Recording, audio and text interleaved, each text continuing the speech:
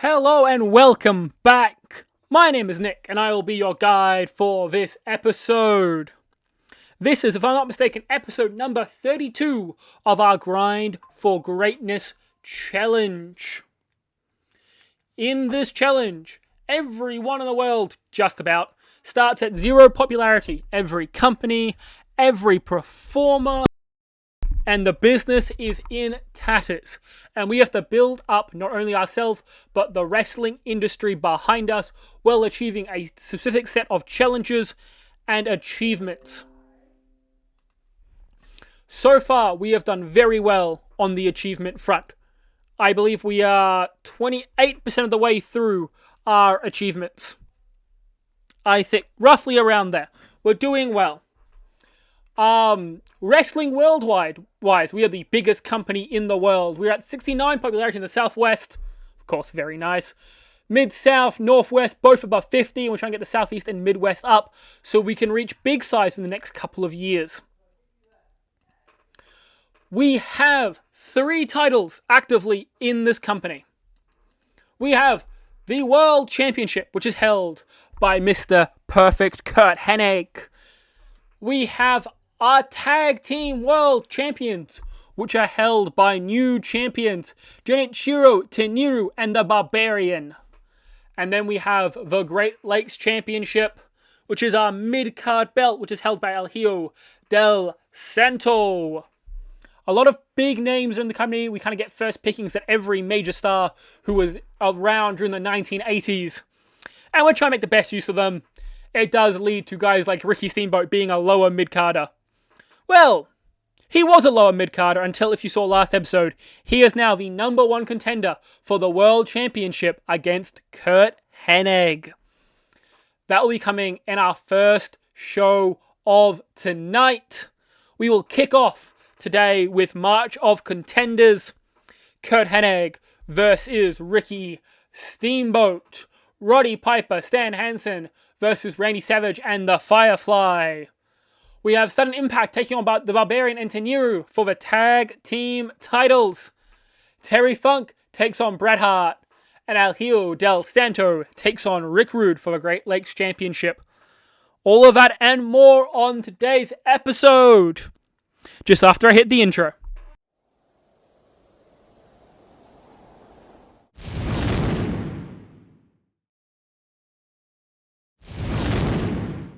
Welcome to March of Contenders, the third pay-per-view of the year. And we have filled up all 75 minutes of our time. 3 pre-show matches for the sake of having 3 pre-show matches. And to get a couple of people some wins and then a battle royale to get the rest of them on the card. So they don't all yell at me for missing the pay-per-view. And then, of course, our 5 main matches in the first time in a long time. The world title will not close the show. Other than the shootout. The shootout normally closes the show. But this time, the world title will not be closing the show. As we have a marquee 4-way tag... 4 people tag team match. It's a 2v2 match. That I took so long to say 2v2. Where the winners become #1 contenders for the World Championship. And there are some a lot bigger names. For previous March of the Contenders, back in 1980, this show debuted. And the main event was one of our best matches we put on all year, in which Terry Funk defeated Mike Sharp to retain the FFW World Championship. It was a very, very good match. Kind of Mike Sharp's breakout before we eventually cut him and then moved on from him like nothing happened. 1981, Jake Roberts defeated Tully Blanchard in a heel versus heel match, where I think Terry Funk gets involved after the bell rings. No really other big appearances on this card. Tully, Terry, the Firefly are still around. No one else really is. For 1982, the main event was when Matt Bourne accidentally won the world title over Santanico, Terry Funk, and Bret Hart in a fatal 4-way match. I forgot to select the winner, and the game went, yep, I guess Matt Bourne's your new world champion. My bad. On the tag team front, the Savages, Heavenly Bodies, and Sudden Impact are still here, actually, from 1982, with one world title run between the three of the teams. The Watchers Rock and Roll Express, far more successful, as you see the Watchers defeating the Rock and Roll Express. And I think that was the match that brought about the first ever tag team title winners. The Watchers, the Firefly, and Arrow Flash. 1983 had Santanico defeating Randy Savage to win the Final Impact tournament and go on to face the world champion, who at the time was Rick Rude after he retaining it. Oh, Bret Hart, sorry, who retained against Rick Rude. Rick Rude has not been a world champion yet. Curt Hennig on the card as well, opening up the show in a win. He's going to have to do the exact same thing tonight.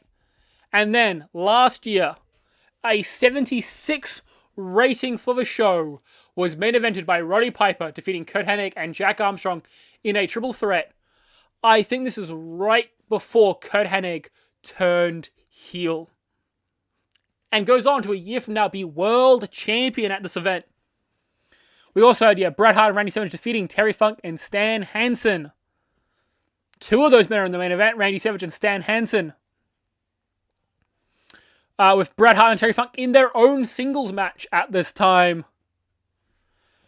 I believe it's a cage match as well, it is a cage match between the two of them. The network has not told me that that's not allowed, so we're rolling with it.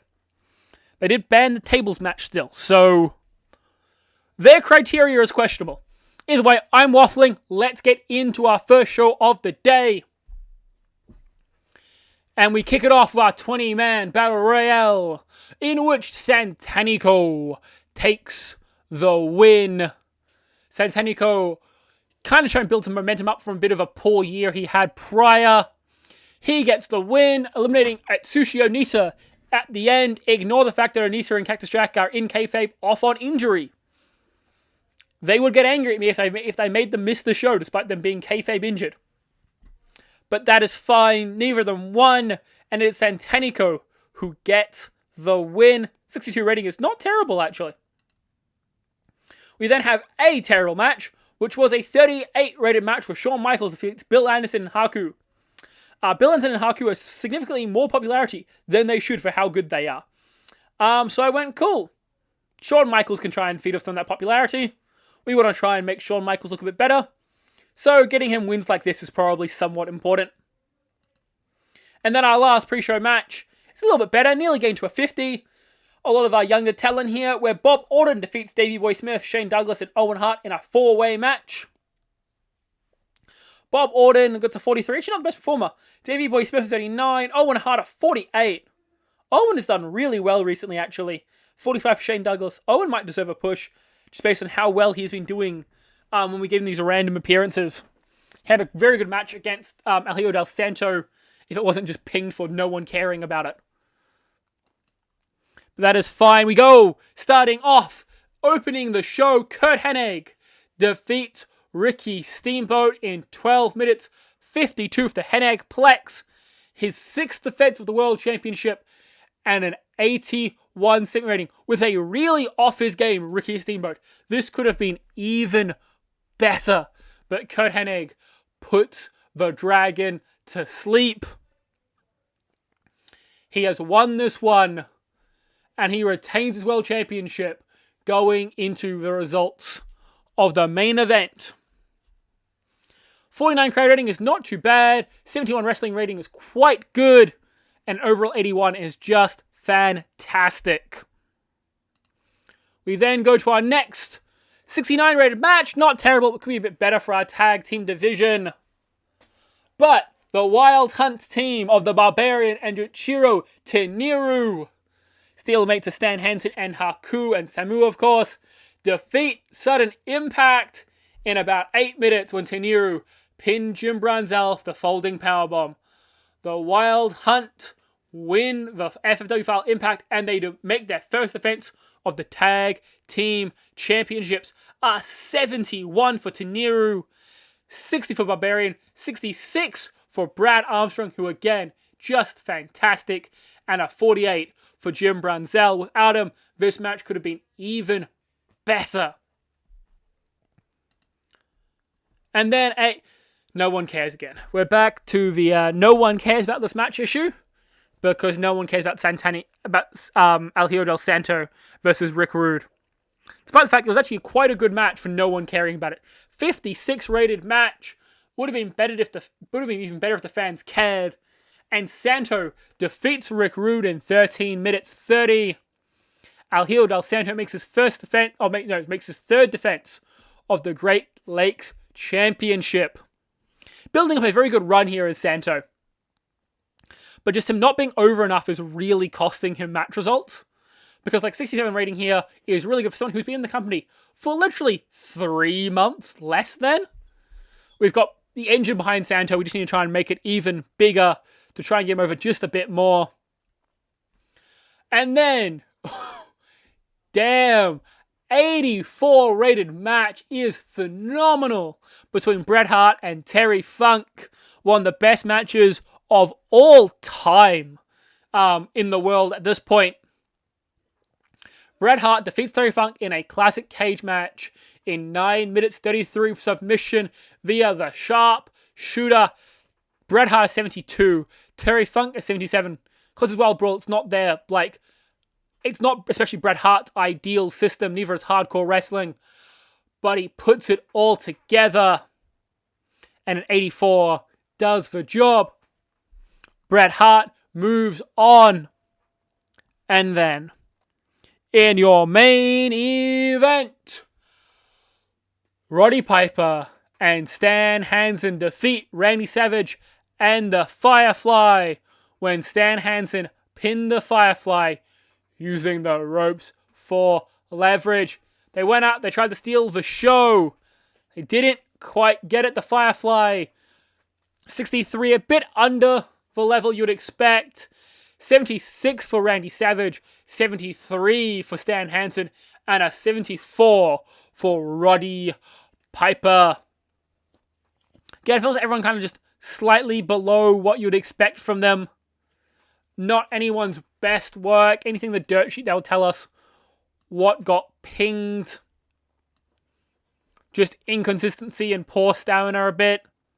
That is a shame, but 79 is not a bad match to end the show on, and it takes us to a 79 overall rating for the event. 3 points higher than last year, but again, could be better. Showing is probably in only one region apparently, which seems questionable unless I've got to put it on network, at which point I'm going to be annoyed and if I've done that, that's really stupid. Randy Savage, you can get some praise. Terry Funk, you can get some praise. And Rick Rude wasn't very happy about the loss, so we'll give it to Rick Rude. We've got too many Ricks in this company. Randy Savage was happy, Terry Funk was pleased, and Rick Rude seemed pleased. Finances. We didn't make any broadcast revenue. I forgot to put this on the network. We forgot to make this a pay-per-view. God damn it. So dumb. Got to 70. Joys. Oh my god, I'm so dumb. Okay, well, let's go through the media scrum. And then we're going to need to have a very good month to make up for me forgetting to make us have a pay-per-view. Brad Armstrong apparently is very happy with life in FFW. Very good. Great backstage atmosphere. Everyone with Paul Morrell gets annoyed at me. Rick Martel had an off night. Sure, it was a one-off. Telly Blanchard is annoyed. Nature of the business, that's fine. March contenders, it's a success. It was a huge success. Locker room should be very proud. Yes, they should. And the backstage environment seems very good. I work hard on keeping the locker room happy. You just asked me that. I don't know if you've noticed, we had a grand total of 1 big star under the age of 30. Do you not feel that reflects badly on you? We have 1 big star under the age of 30? Who is it? Oh, Kurt Hennig might count now. Probably Kurt Hennig. Yeah, they can grab the brass ring. Yeah, he's annoyed. I want to help Shawn Michaels, yes. Kurt Hennig was pleased. Scott Hall was pleased. I'm never signing Scott Hall. He has no stamina.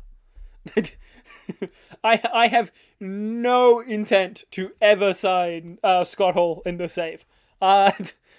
He can be as happy as he wants that I'm praising his boy. It's not going to help him very much, I don't think. Maybe if we build like the Click or something as a faction. Although it does sound like a very terrible idea. That food for thought and all that.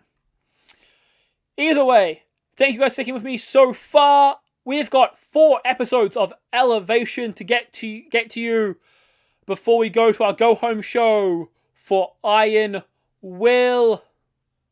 Actually, no, I apologize. We have 5 episodes of Elevation to bring to you, so I hope you guys are looking forward to that. I hope we're about to put on a bit of a banger of episode.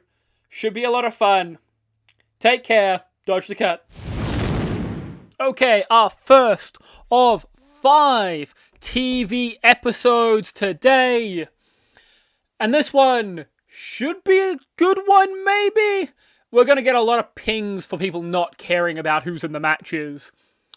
But I do think for not having a single main eventer actually wrestling today, bar Bret Hart, in the opener, which is probably a mistake, let's be honest, I think we'll be fine. Normally we've got shows that look like this, they don't do great. This one hopefully will, because Rick Martel and Ricky Steamboat are in the main event, and they're amazing. I'm quite a big fan of Ricky Steamboat. If it hasn't been apparently clear by the way I booked this man. But I didn't give him the world title immediately.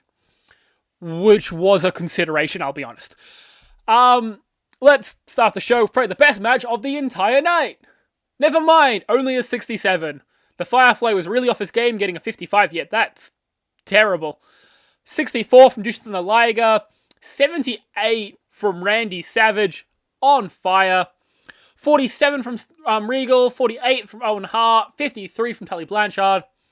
This is just a pre-show match, so people are getting on the card and having matches and wrestling and all that kind of jazz. Just getting people doing things is typically good for us. Solid match, does its things. So we then go to the opening segment. Very good opening segment. I thought I was able to click on this and it would, like, expand. It doesn't. That is inconvenient. I have to remember what I wrote. Because I wrote too much for this promo. Oops. Roddy Piper and Stan Hansen open up the show in the ring. Roddy Piper tells Stan Hansen that he's glad they were partners last week, even if it didn't really matter about the result, because he is the best, most... And Stan Hansen swats his mic away. Enough of that. No need for messing around when I am the new #1 contender to the world title. So is Roddy Piper in here, but Stan Hansen doesn't care. So Kurt Hennig, get your ass out here so I can beat you up and take that title from you. Roddy Piper, having gone over and reclaimed his mic, tells Stan to wait a second. They want to be champion. It should be at Iron Will in front of the biggest crowd on the biggest network. Kurt then comes out to ring and he says he doesn't care where it is and where it takes place. He is the biggest star in FFW and he is all intent on beating both men in the middle of the ring to prove it. Stan Hansen looks like he's about to attack Kurt Hennig, but then the Heart's music hits, and he comes down to the ring. He says on the weekend he knocked off one of the best wrestlers in FFW history for the second time. He believes that he deserves a world title shot off the back of it. Stan Hansen, clearly disagreeing, goes to lariat Bret Hart, but Bret Hart ducks out of the way as Stan Hansen hits Kurt Hennig. Kurt Hennig and Stan Hansen get into a fight with Stan Hansen accidentally pulling Roddy Piper into the way. As all 3 men sprawl out of the ring, Bret Hart is left standing tall by himself. Bret Hart kicking off the show, standing tall and 3 men have laid their claim for a world title shot. We then go to actually not that great match for Bret Hart, 69 rated match, in which Bret Hart tries to carry Koko B. Ware to the best of his abilities. And nearly gets to a 70. So, good job, Bret. Koko, you suck. Bret, you're a beast, got an 82. Very simple match. Then we have a pre-show, a match that should have been on the pre-show, because no one cares. We have, the Road Warriors just murder Ari and Merv.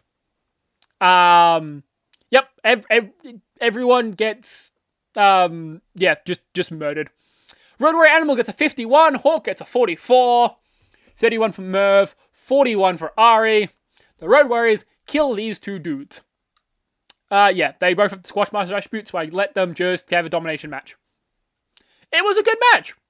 Well, it would be a good match if they weren't pinged for no one caring.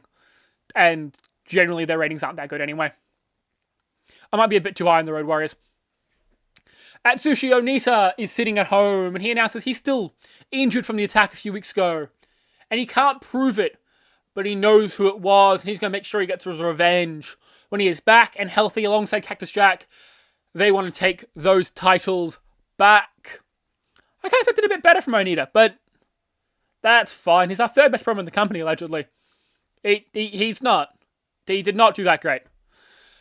The Wild Hunt then take on the Armstrongs, with the Wild Hunt, the Barbarian, Samu, and Tenryu defeating Jack Armstrong and the other Armstrongs, when Tenryu pins Scott Armstrong with the folding power bombs. Folding power bomb, not bombs. Tenryu was 73, Samu was 51, Barbarian at 60, 56 Jack Armstrong, and low 40, high 30s for the other Armstrong brothers. 66 rated segment. Everything on the show is just really mid. I expect some of these matches to get at least to the 70 range, just based on Tenryu being a beast. Again, a bit of a shame, but close. And then surely our main event is going to deliver. This is our main event. Never mind. Okay. I thought our main event was a 52. Okay. That's lucky.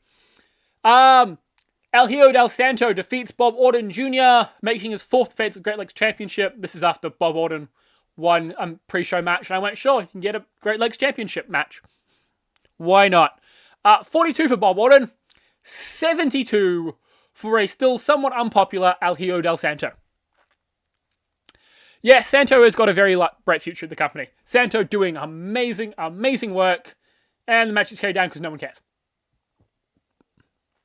Yeah, that is a shame. Hopefully they do better when Santo gets over, finally. He's so close. I think he's 3 or 4 popularity points away from being recognizable. Then we'll stop getting pinged for all his matches. And then he'll be doing so well, he gets way more over. We just get him to that point, which shouldn't be too far away. I've got a couple more plans to try and get him a bit more over as time goes on. Hopefully by the end of the month, he'll be over. And this is our main event. And it did not deliver. I really thought Rick Steamboat and Rick Martel would be able to carry this a bit better. Well, the show ends out with Ricky Steamboat and Rick Martel defeating Shawn Michaels and Shane Douglas. No one's going to be happy with this show. This show stunk. Oopsie-doopsie, I've messed up. Ricky Steamboat goes 69, Rick Martel 63. They didn't even do that great. We lost popularity in one region. Deservedly. We're going to try and make that back now. When was the last one we got a 67 or lower? Oh, okay. It was the other one that we main evented it with Shawn Michaels. Maybe I'm learning something about who should be main eventing my shows. Mostly it's not named Shawn Michaels. Damn. Okay. I'm going to come back with our next episode of TV taping, and Shawn Michaels will not be in the main event of this one. I can promise you that. Okay, what should be a significantly better second TV taping for the week, with a significantly better main event, although it does still include Ricky Steamboat and Rick Martel. Who events again? Although did draw the matchup, no Shawn Michaels in the main event today. We're not doing Shawn Michaels in the main event today. He is, though, facing Bill Anderson the boss. Because Bill Anderson is weirdly popular right now, and Shawn Michaels could do with some popularity, so he's going to go beat up the boss. And the boss wasn't angry about losing, so yay! Yeah, let's get right into things. No need to stall about it. Kicking off on our pre-show, El Hijo del Santo defeats Jim Brunzell and Owen Hart.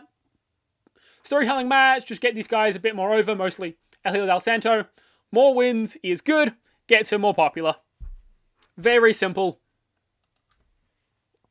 We then kick off our main show. Roddy Piper comes down to the ring and he wants to address this challenge from Bret Hart. Bret Hart thinking he should be #1 contender. Roddy Piper says it's already unfair, but this has to be a triple threat.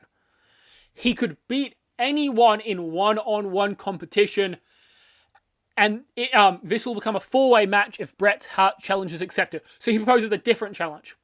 How about Bret and Kurt face each other next week? Stan Hansen then comes down to the ring and tells Roddy Piper, allegedly who was his ally, that he's just scared of having to face Stan Hansen in the ring. And that is very reasonable. He is bigger and stronger. Roddy Piper looks to respond, but Kurt Hennig attacks him from behind and throws him out the ring. Will Kurt Hennig and Stan Hansen go face to face? Roddy Piper is trying to get as many people out of this match as possible. Stan Hansen is being Stan Hansen and saying, well, you are still scared of me, I don't care. And Kurt Hennig is just going to take on everyone. Seems like a fairly simple situation here.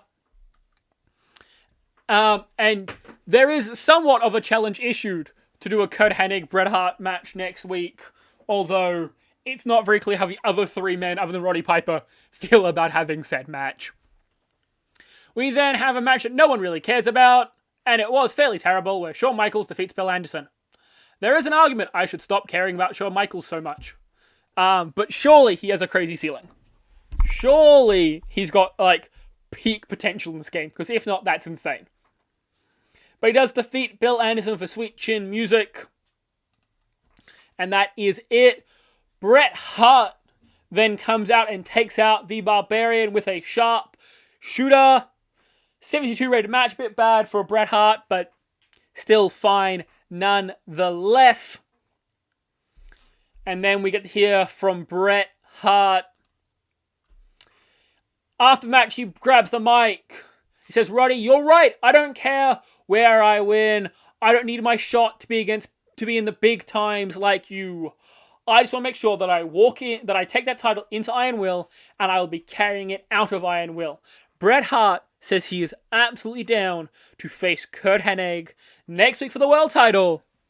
And he is confident that he'll be the one taking it in to Iron Will to face off against Stan Hansen and Roddy Piper. Junichiro Tenryu then appears behind him and hits him with a folding powerbomb, having the Wild Hunt stand tall over Bret Hart after he accepts the challenge.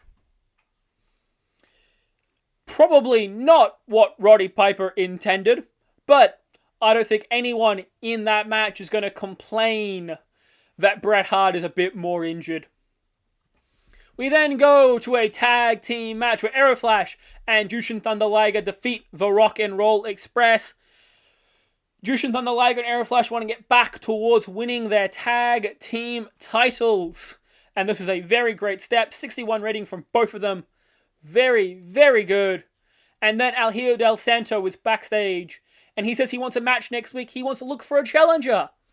With the world title being on the line, it's already going to be a big show. So let's make it even more epic. A 6-way match tonight. And the winner faces him next week. And that will be our main event.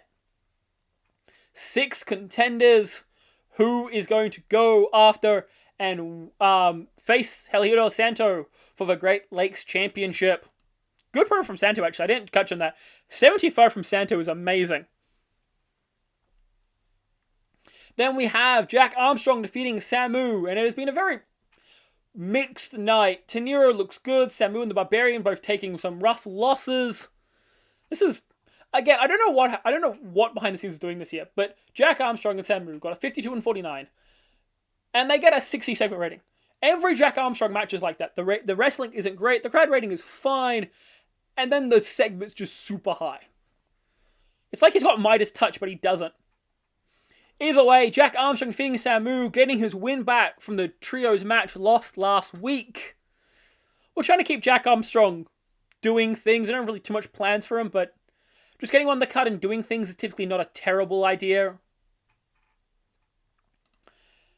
And then we have a 72 rated #1 contenders match, which is won by the Firefly, who defeats Rick Martel, Ricky Steamboat, Rick Rude, Terry Funk, and Santanico in 10 minutes 03, when Santanico was the one who gets pinned. 75 from Ricky Steamboat, 76 from Santanico, 70 from Terry Funk. Very, very good match. Everyone in the match feels like they performed really, really well. And that is how we want to close out our show. 72 is great. And a 71 overall rating, much better than the 67 from last week. And we have gained popularity in every region. The Southwest still on the overall lost popularity, which isn't great. But it's up to 70, and that's really hard for us to actually maintain.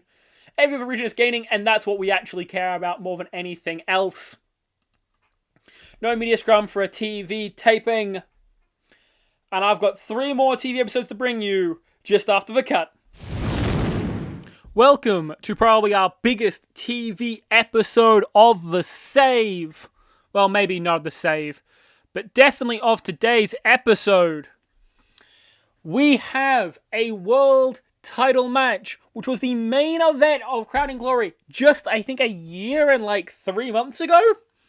Curt Hennig, Bret Hart. No, was it this year's one? Yeah, no, sorry, no, it was a 1984 one. I'm way off. This was the world title match, main eventing the show 3 months ago at our season finale. And it will main event tonight's episode. We have El Hijo del Sancho taking on the Firefly for the Great Lakes Championship. If the Firefly wins, he is a Triple Crown champion and the Grand Slam champion of FFW, Midcard, World, and Tag. Couple other matches on the card. We've got a tag team title match. Aeroflash, Jushin and Liger getting their rematch against the Wild Hunt for the tag team titles. Should be a fun one also, because I'm very proud this actually worked. If I go to Shawn Michaels, he had troublemaker personality and we called him out. And now he's got a relaxed personality. He's no longer going to be the biggest menace in the locker room. Hell yeah. I feel much more confident about pushing a Shawn Michaels when he's not going to be angry and annoyed and making everything worse all the time. So, let's get right into the card. We've got a couple pre-show matches, just to get people on the card and doing things. Randy Savage is still kind of off the card, so we're just kind of giving him something to do today. He gets 77. He's still doing very well, and he gets a win over insert jobbers from the heel side. 63 rating is still very good, carried a lot by Randy Savage. But Owen Hart gets a 50, which is really good, actually. Owen Hart is doing really well, developing very nicely. So I'm very happy with where we're going with Owen Hart. Jack Armstrong, 54, not bad from him either. We then have Shawn Michaels taking on Brad Armstrong. Didn't click. I know Shawn Michaels hates the Armstrong brothers, so not super insane, but a 50 rated segment. Shawn Michaels picks up the win with a sweet chin music. Gets 38. He's still not very great, but we're giving him popularity. We're getting him up there, and he's going to hopefully come right for us as time goes on.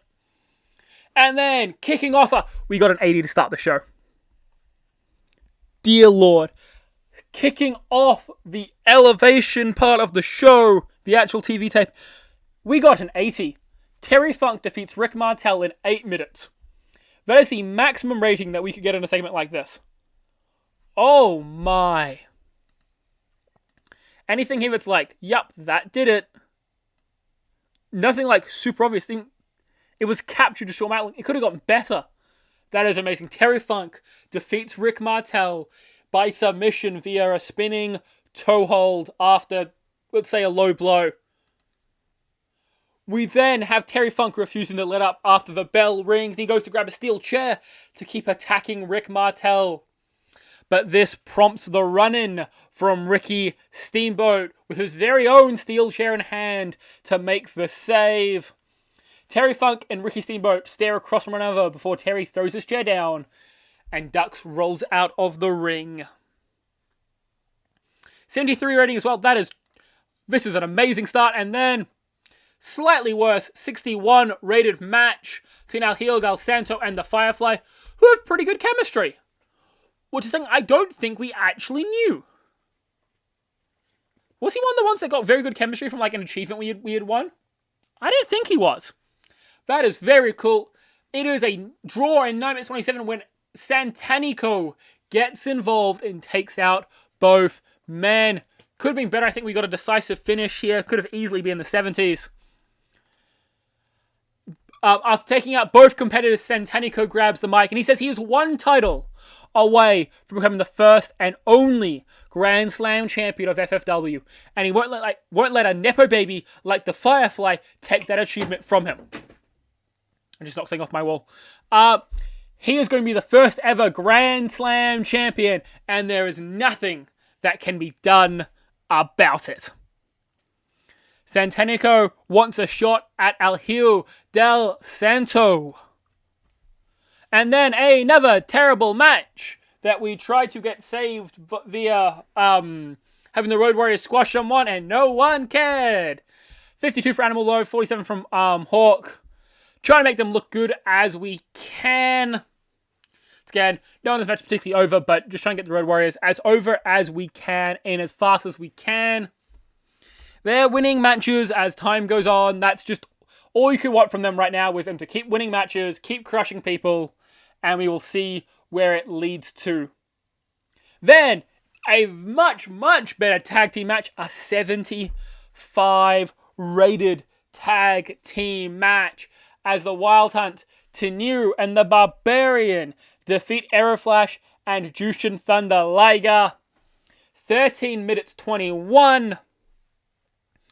Fantastic. Folding powerbomb for the win. And that is their second defense. Teniru a 74. Barbarian 57. Aeroflash a 60. And Jushin Thunder Liger a 64 of his own. Very, very good. After the bell rings, Atsushi Onita and Cactus Jack hit the ring, and they begin brawling with the champions. Atsushi Onita and Jack are back, and they have the upper hand, sending the champs running. And that leads in, with a very hot crowd, to our main event. Kurt Hennig, Bret Hart for the World Championship. Bret Hart defeats Kurt Hennig in 17 minutes 57 via submission with the sharpshooter after Teniru, Haku, the Barbarian, Stan Hansen. I think there was meant to be one more. Haku, Stamu, the Barbarian, Teniru. I just skipped over him. All hit the ring and go to attack Kurt Hennig and Bret Hart. In the distraction, Kurt Hennig taps out to the sharpshooter. Bret Hart wins the World Championship. 84 rated match, 87 rating on the wrestling. Very, very good. As the Wild Hunt keeps winning the ring, attacking both competitors, out comes Roddy Piper, mic in hand. He says this was never meant to be the plan. I told you to wait and we can confront the winner next week. This was pointless. Stan Hansen grabs a mic and says, I don't give a crap about your plans or entertainment. This is my title, my company. Get in line or I will take you out too. Now get your ass in here and help. And we cut off the air as Roddy Piper gets in the ring and helps join the beatdown. Ending the show, a 78 overall rated show. Teniru and Barbarian slightly overused. But that is fine. Fantastic all round. We have a new world champion in the building. It is Bret Hart. He is now, I believe, a 3-time world champion. Very good. Team bonding to address the locker room. Everyone's bonds are getting stronger. And I'll be back as we address this next episode. Off the back of that shocking and to Elevation 62. We are here at Elevation number 63, second last episode of today. All we've got left after this is the go-home show to Iron Will. No need to ramble too much. Let's get it rolling. If I click the button correctly. There we go. In a good, okay pre-show match, we have Bob Orton Jr., Owen Hart, and Dean Malenko in a triple threat where Owen Hart submits Bob Orton Jr. with the sharp shooter. Storytelling match. Bob Orton a 38, not amazing, definitely not his specialty, but a 45 from Owen Hart is pretty good, and a 46 Dean Malenko isn't terrible either. Then have an even slightly better match. We have Shawn Michaels defeating Jack Armstrong for Sweet Chin Music. 45 of Shawn Michaels is definitely a big improvement, and Jack Armstrong had a poor performance at a 48. Shawn Michaels kind of getting over, having him beat these kind of more relevant babyface guys. Doing well. I'm fairly happy with where we're going with Shawn Michaels at this moment, I think. And that,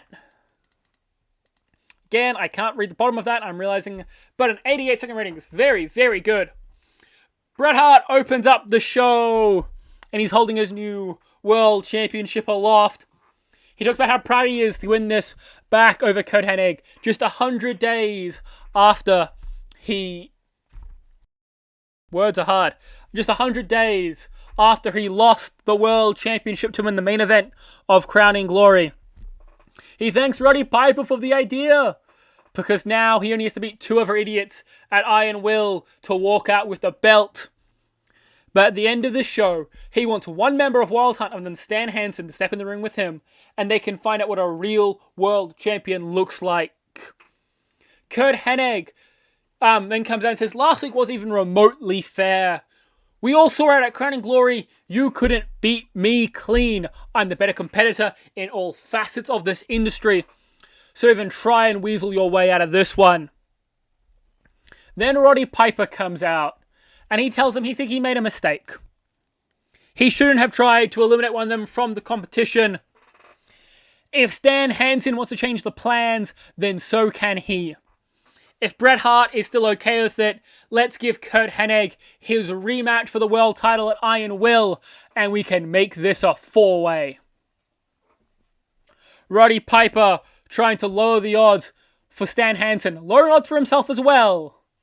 But I don't think he particularly cares in this moment. We might be back on for the four-way at Iron Will. That's all coming to you, though, next episode. As we go to our next segment, which is Satanico versus El Hijo del Santo for the Great Lakes Championship, where Santanico defeats El Hijo del Santo when El Hijo del Santo was disqualified because the Firefly ran in and made an attack.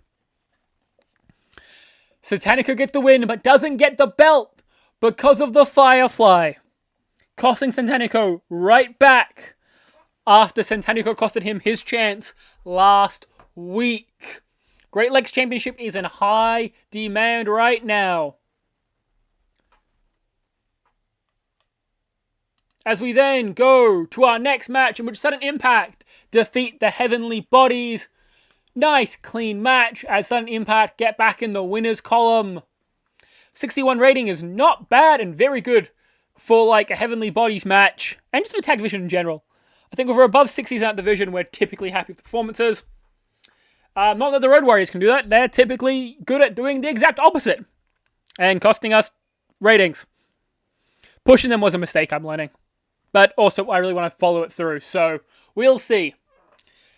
Terry Funk is pacing around somewhere dark backstage. He's mumbling to himself, I'm the veteran, not Ricky. I should be number one contender, not Ricky. I should have been world champion. I should be Great Lakes champion. I should be everything all at once. Ricky stole it from me. Blame Ricky. I was just letting my anger out.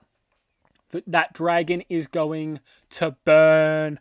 Terry Funk is losing his mind. Yeah, that is a man going insane as you watch him. Not particularly the best look. We then have Stan Hansen just murdering Rick Steiner. 67 rated match. Very nice. Stan Hansen at 79. He just goes in there and kills Rick Steiner for like, 10 minutes and 20 seconds. Rick gets a bit of offense. Give a bit of the babyface spots. But yeah, Stan Hansen doing Stan Hansen things. He is going to go for the world title at Iron Will with Roddy Piper, Bret Hart, and what looks like to be Curt Hennig as well. We then have a tag team match where Tetsuya Onita and Cactus Jack beat the Brain Busters.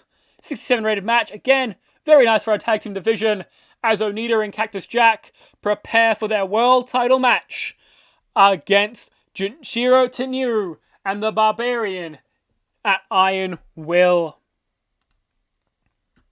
And then in our main event, Bret Hart defeats Samu with submission via the Sharpshooter, making his first defense of the championship. 74 rated match, not as good as Santanico El Hijo del Santo, I believe. But still very good. Bret Hart at 86 is just insane. 86 rating for Bret Hart is fantastic of him, as he proves why he deserves to be world champion. And then after the bell ring, in comes Stan Hansen and the rest of the Wild Hunt to storm the ring. They attack Bret Hart, but as they're setting him up to get hit by a lariat, Randy Savage is back. Randy makes a save, helps Bret to his feet as he stares down the Wild Hunt. 77 overall rating is amazing. Benefiting from everything. We are on a roll right now. Bret Hart seems to have some influence over Owen Hart. I can't see how that has come about. Maybe we should try intervening with Bret Hart, and we can see how that one goes. I'm not confident it'll have the same level of effects as intervening with Shawn Michaels went, but it might be worth an attempt. Either way, we've got a go-home show for me to book, and I'll be right with you with that in just 1 sec. One last episode. Woo, this should be a fun one. Go-home show for Iron Will. A lot more match-based than our normal go-home shows are, but that is, I think, fine. We've done a lot of the setup in the last 4 weeks. This is a good way. Getting everyone on the card, getting them all wrestling, and then we can see how good they are when they get to Iron Will in just one episode's time. Don't know where that sentence was going. Start the show off with a pre-show match as usual. Again, won by one Owen Hart. Pins Dean Malenko. Another storytelling match. He's getting ratings pretty comparable to Dean Malenko now. Owen Hart's just doing very, very good. And I think it's worthwhile us doing little bits and pieces to try and reward that of him. He looks good, doing good things. We should be helping make that reality. I have no issue pushing Owen Hart just a little bit throughout this year. Then we kick off our actual show. We have Stan Hansen in the ring and he calls out Roddy Piper. He reminds him, you only got this opportunity because of me. You are in my debt, because if you are not, I will kill you in the middle of this ring right now. So in tonight's main event, Satanico needs a partner, and that partner is you. And at Iron Will, I'll become champion, because if I do not, I will kill you. Am I understood? Trying to intimidate Mr. Roddy Piper. And before Piper even has a chance to react, out comes Curt Hennig, who's not very happy. He begins to talk about how Stan Hansen screwed him out of the World Championship, how he deserves his rematch. And then lastly, Bret Hart comes out and he agrees. Curt, you deserve your rematch, and you're going to get it. You, me, and these two idiots on the weekend at Iron Will. It is official. It will be a fatal four-way. Bret Hart, Curt Hennig, Roddy Piper, and Stan Hansen for the World Championship. And after they finish exchanging their words, they all brawl, and we can have some sort of spot where Stan Hansen throws Roddy Piper in the way, because Stan Hansen is a cruel, cruel man. And Roddy Piper is just becoming more and more of an abuse victim, I'm realizing. Oopsie doopsie. Couldn't have happened to a nicer man. We then kick off the show with a no longer... Oh, no, he is. Never mind. It's Jim Brunzell. I thought we didn't get pinged because he wasn't insignificant anymore. He still is. I just remember Jim Brunzell was actually at recognizable territory. But that is fine. Shawn Michaels has beaten him. Pinfall for Sweet Chin Music. Shawn Michaels, doing well as ever, gets another win under his belt. 49 rated this time. He's getting better. He's definitely getting better. We're making progress, guys. We then go to our next match of the night. Stan Hansen just decided to murder Jack Armstrong. This was meant to be the opener, I'm remembering. Oops. Whatever. Stan Hansen kills Jack Armstrong in about 10 minutes 50. And Stan Hansen gets a 79 rating. It's just amazing for him. I mean, very, very good from Stan Hansen. He's looking great going into our main event tomorrow. Not much more we could ask for. Then Terry Funk and Ricky Steamboat are captured backstage, brawling with one another, being streamed live onto the broadcast. You see them fighting all around backstage and into the merch stands, where Terry Funk that's when he throws, not throws. Ricky threw a set of merch tables and stands on top before their match at Iron Will on the weekend. And for you, next episode.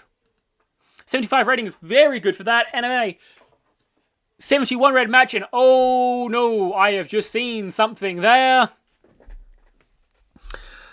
Okay, this is why you don't have your wrestlers wrestle right before a big pay-per-view match. Cool. That throws so many plans. Oh god, this is going to mess with so many things. Okay. Well, that happened. Cactus Jack, Atsushi Onita, and Randy Savage defeat the Wild Hunt, Samu, Tenryu, and the Barbarian in 11 minutes 51. Randy Savage pins the Barbarian, who has torn his ACL. He got a 61 still. Still the third best performer in the match. The best was Tenryu outperforming Randy Savage. It was amazing. Oh my god. Okay. Torn ACL. We're going to see how bad that is. Oh, that's terrible. And then this match is also horrendous. Butch Miller did bad. We've got a turn Hawk face because for some reason he was a heel, and I have no clue why he was listed as a heel, but now he's a babyface. Okay. Terrible match, but the Road Warriors win again. On to what will hopefully be a actually good main event. Okay. Saved. Oh, Lord, so many things I've got to replan now. Satanico and Roddy Piper defeat the Firefly and El Hijo del Santo when Roddy Piper submits El Santo. Roddy Piper 78, Satanico 77, 68 for El Hijo del Santo, and a 59 for the Firefly. 81 rated match is a very good way to send the crowd home happy. And that is typically not great. I'll jump back with you guys once I've sorted out whatever the hell has happened here.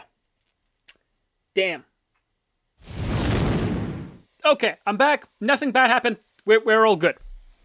The Barbarian is out for a whole year, which is a long time for someone who's part of the major faction in the company. Because, yeah, if you go to stables, we have, one stable? And he is a pretty important member of them. And, oh, yeah, he's a tag team champion with a title defense against Cactus Jack and Atsushi Onita.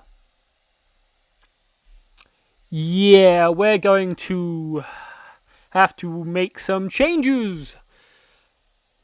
It's fine. We're going to work it out in some capacity, I'm sure. Either way, we should get him a surgery, because there is a surgery available, if I can work out where that button is. Surely it's in business management. Absences. Very low risk, click to perform. Okie dokie. Proceed with surgery, yes.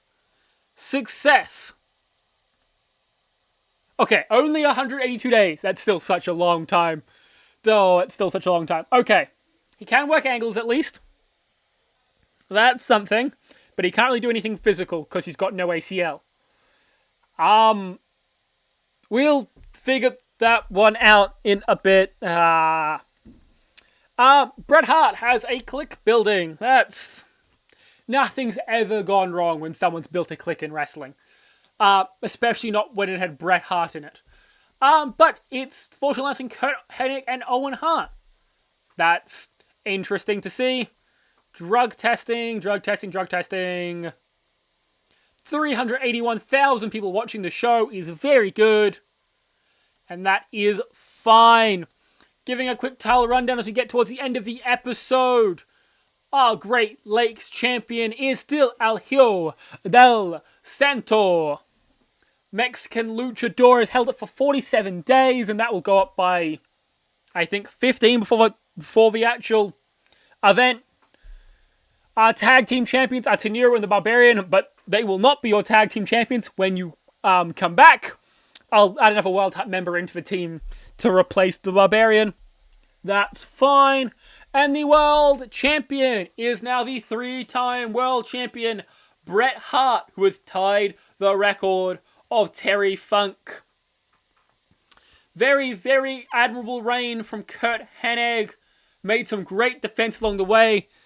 Defeating Rick Martel, Jack Armstrong, tied with Randy Savage, beat Savage and Roddy, beat Ricky, and then eventually lost it to Bret. Kurt Hennig had a great run.